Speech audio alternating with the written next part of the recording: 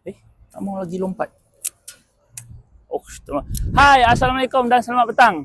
Patutnya hari ni kita dah bawa payung yang akan hari panas. Rupanya kameraman saja yang panas pada muka dia.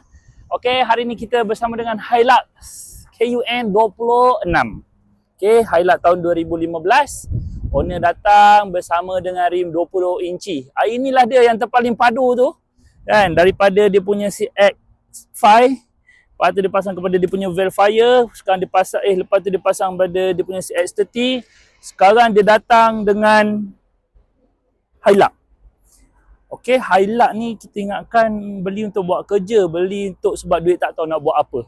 Punya kaya jadi orang, memang padulah dia. So jadinya owner minta kita set upkan kasih yang besar lah.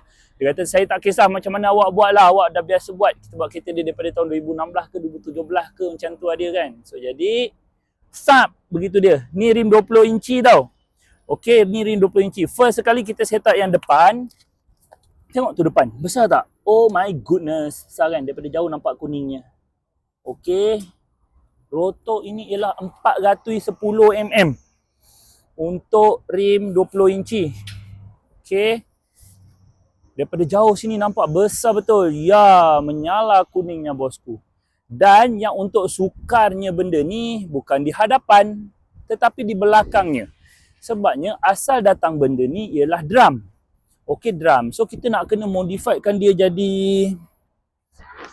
caliper macam ni. Tu ada dua lah tu. Satu 4-pot. Kan, satu 4-pot tu. Ya betul, yang saya tunjukkan sekarang ialah 4-pot. Okey, dan juga sana tu sap untuk dia punya handbrake. Okey, jadi kalau tuan-tuan tengok, oh lama. Apakah pentingnya benda begini? Besar di depan, besar di belakang, selain daripada rupa yang handsome. Cuba tengok daripada jauh sini kan. Oh, kalau tengok daripada jauh sini, oh my god, handsome-nya. Kau boleh nampak Arik? Handsome tak? Ush. Sekejap, saya payungkan awak. Siap payung. Oh, ada cahaya. Oh, lama. Aduh. Gunanya ni lagi selain daripada rupa yang cantik, color yang terang ni kan.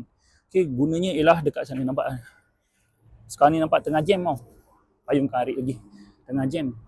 Supaya tak tersodok orang depan. Itulah yang pentingnya juga. Kan? So jadi terima kasih kepada Alfi Syahrin. Semoga kekal kaya dan mewah bergaya. Jarang nak jumpa orang macam ni kan. Dia tak tahu nak dibuat apa ni, tukar kaliper saja ni. So jasemu akan dikenang. Selain daripada tu tak ada apa, boleh WhatsApp ataupun boleh DM saja. Patut payung Arif ni. Okey, so jadi itu saja. Assalamualaikum warahmatullahi wabarakatuh.